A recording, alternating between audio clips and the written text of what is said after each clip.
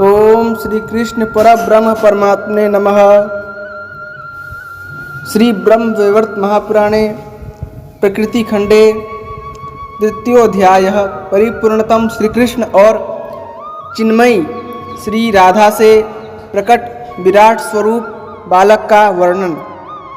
भगवान नारायण कहते हैं, हे नारद, तदंतर वह बालक जो केवल अंडाकार था, ब्रह्मा की आयु पर्यंत ब्रह्मांड गोलक के जल में रहा।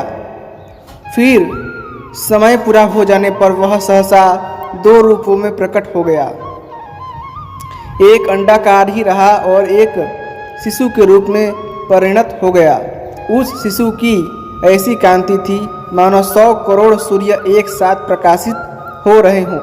माता का दूध न मिलने के कारण भूख से पीड़ित होकर वह कुछ समय तक रोता रहा। माता पिता उसे त्याग चुके थे। वह निराश्रय होकर जल के अंदर समय व्यतीत कर रहा था। जो असंख्य ब्रह्मांड का स्वामी है, उसी ने अनाथ की भांति आश्रय पाने की इच्छा से ऊपर की ओर दृष्टि दौड़ाई। उसकी आकृति स्थूल से भी स्थूल थी, अतएव उसका नाम महाविराट पड़ा।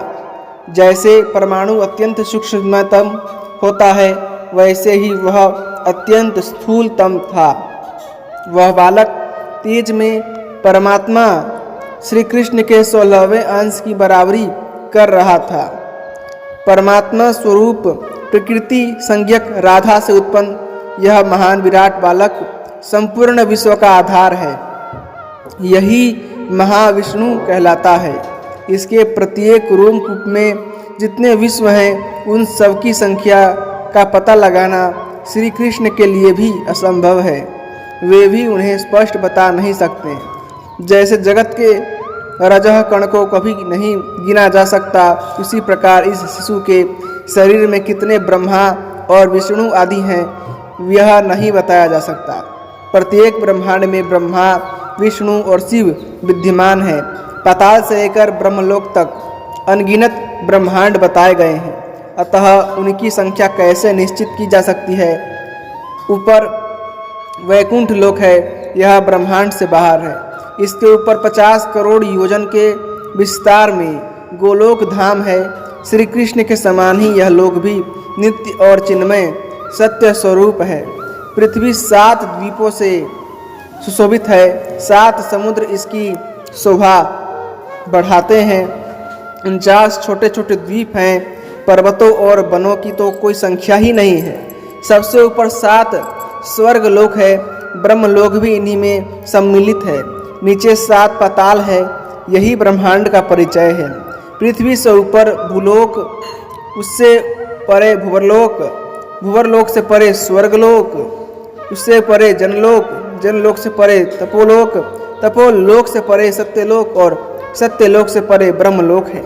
ब्रह्मलोक ऐसा प्रकाशमान है मानो तपाया हुआ सोना चमक रहा हो। ये सभी कृत्रिम है।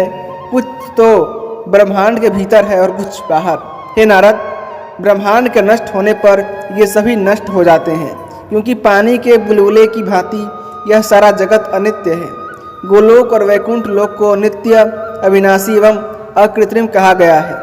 उस विराटमय बालक के प्रत्येक रोमकूप में असंख्य ब्रह्मांड निश्चित रूप से विराजमान है। एक एक ब्रह्मांड में अलग अलग ब्रह्मा, विष्णु और शिव हैं।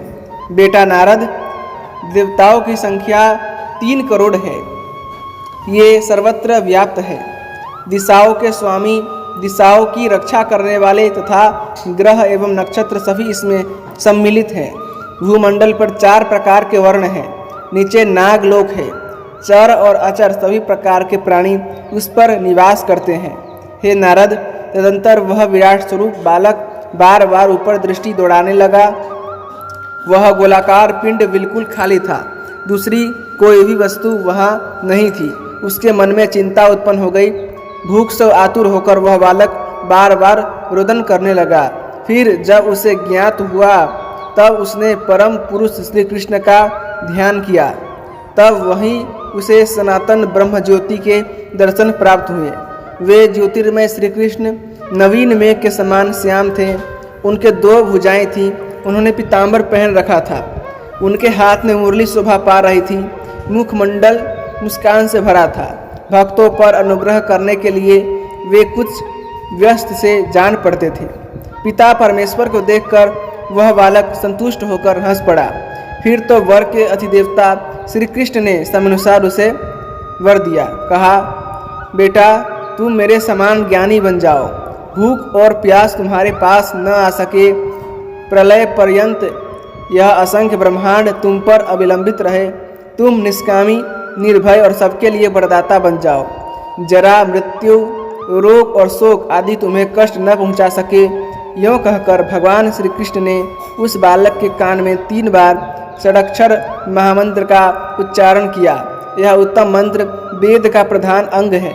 आदि में ओम का स्थान है, बीच में चतुर्थी विभक्ति के साथ कृष्ण ये 2 अक्षर है। अंत में अग्नि की पत्नी स्वाहा सम्मिलित हो जाती है। इस प्रकार ओम कृष्णाय स्वाहा यह मंत्र का स्वरूप है। इस मंत्र का जप करने से संपूर्ण विघ्न टल जाते हैं। हे ब्रह्मपुत्र नारद, मंत्रोपदेश के पश्चात परम प्रभु श्री कृष्ण ने उस बालक के भोजन की जो व्यवस्था की वह तुम्हें बताता हूँ, सुनो।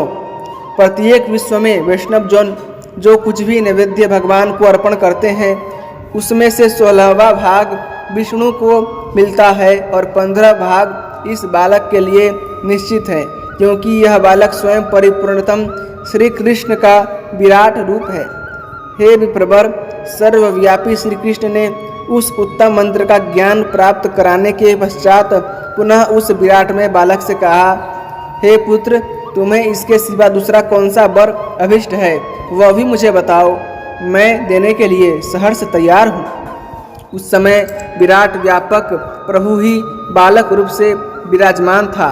भगवान श्री कृष्ण की बात सुनकर उसने उनसे समयोचित बात कही। बालक ने कहा, आपके चरण कमलों में मेरी अविचल भक्ति हो। मैं यही वर चाहता हूँ।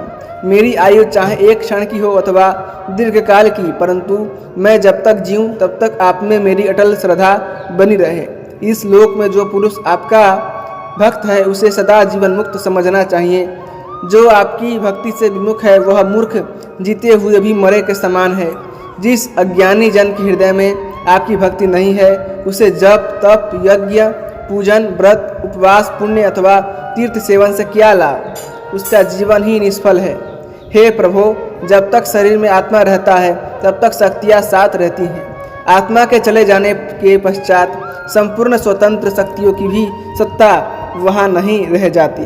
हे महाभाग, प्रकृति से परे वे सर्वात्मा आप ही हैं। आप स्वेच्छामय सनातन ब्रह्म ज्योति स्वरूप परमात्मा सबके आदि पुरुष हैं। हे नारद, इस प्रकार अपने हृदय का उद्वार प्रकट करके वह बालक चुप हो गया। तब भगवान श्री कृष्ण कानों को सुहावनी लगने वाली मधुर वाणी में उसका उत्तर देने लगे। भगवान श्री कृष्ण ने कहा, हे वत्स, मेरी ही भांति तुम भी बहुत समय तक अत्यंत स्थिर होकर विराजमान रहो। असंख्य ब्रह्माओं के जीवन समाप्त हो जाने पर भी तुम्हारा नाश नहीं होगा। प्रत्येक ब्रह्मांड में अपने क्षुद्र अंश से तुम विराजमान रहोगे। तुम्हारे नाभि कमल से विश्व सृष्टा ब्रह्मा प्रकट होंगे। ब्रह्मा के ललाट से 11 रुद्रों का आविर्भाव होगा। शिव के अंश से वे रुद्र सृष्टि के संहार की व्यवस्था करेंगे। उन 11 रुद्रों में कालाग्नि नाम से प्रसिद्ध है, वही रुद्र विश्व के संहारक होंगे। विष्णु विश्व की रक्षा करने के लिए तुम्हारे क्षुद्र अंश से प्रकट होंगे। मेरे वर के प्रभाव से तुम्हारे हृदय में सदा मेरी भक्ति बनी रहेगी। तुम मेरे परम सुंदर स्वरूप को ध्यान के द्वारा निरंतर देख सकोगे, यह निश्चित है। तुम्हारी कमनीया माता मेरे वक्षस्थल पर विराजमान रहेंगी, उसकी भी झांकी तुम प्राप्त कर सकोगे। हे वत्स, अब मैं अपने गोलोक में जाता हूँ, तुम यहीं ठहरो। इस प्रकार उस बालक से कहकर भगवान श्री कृष्ण अंतर ध्यान हो गए और तत्काल वहाँ पहुंचकर उन्होंने सृष्टि की व्यवस्था करने वाले ब्रह्मा को तथा संहार कार्य में कुशल रुद्र को आज्ञा दी। भगवान श्री कृष्ण ने कहा, हे वत्स, सृष्टि रचना के लिए जाओ। हे विधे, मेरी बात सुनो। महाविराट के एक रोमकूप में स्थित क्षुद्र विराट पुरुष के नाभि कमल से प्रकट हो। फिर रुद्र को संकेत करके कहा, हे वत्स महादेव, जाओ महाभाग, अपने अंश से ब्रह्मा के ललाट से प्रकट हो जाओ और स्वयं भी दीर्घ काल तक तपस्या करो।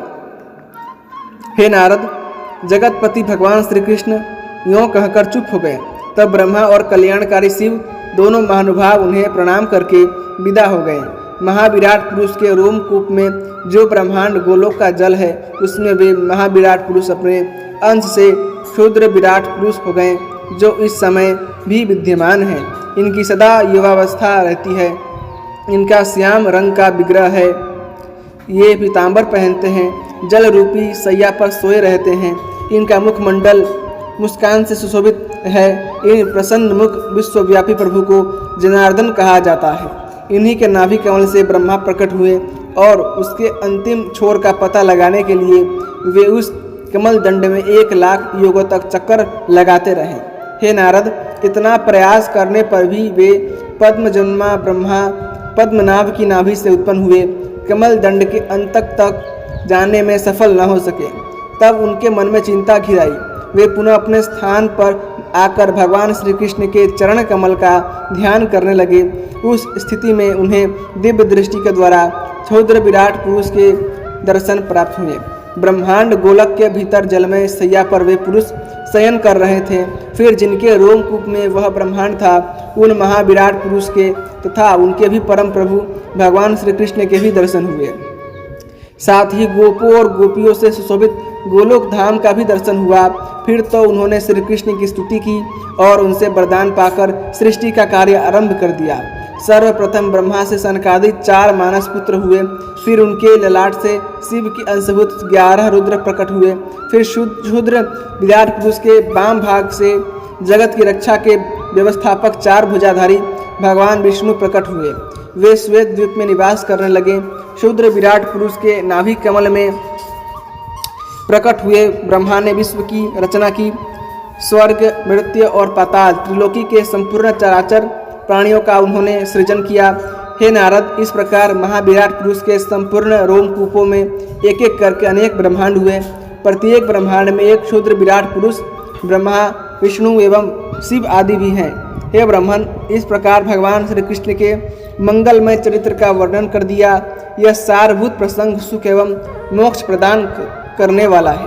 हे ब्राह्मण, अब तुम और क्या सुनना चाहते हो? इति श्री ब्रह्म वैवर्त महापुराणे प्रकृति खंडे तृतीयोध्याय संपूर्णम। इसी के साथ श्री ब्रह्म वैवर्त महापुराण के प्रकृति खंड के 3रा अध्याय यहीं समाप्त होता है। यदि आपको भगवान श्री कृष्ण की ये कथाएं पसंद आ रही हैं तो कृपा करके वीडियो को लाइक करें, चैनल को सब्सक्राइब करें और अपने दोस्तों के साथ इसे अवश्य शेयर कीजिएगा। धन्यवाद। जय श्रीमन नारायण, जय श्री कृष्ण, राधे राधे।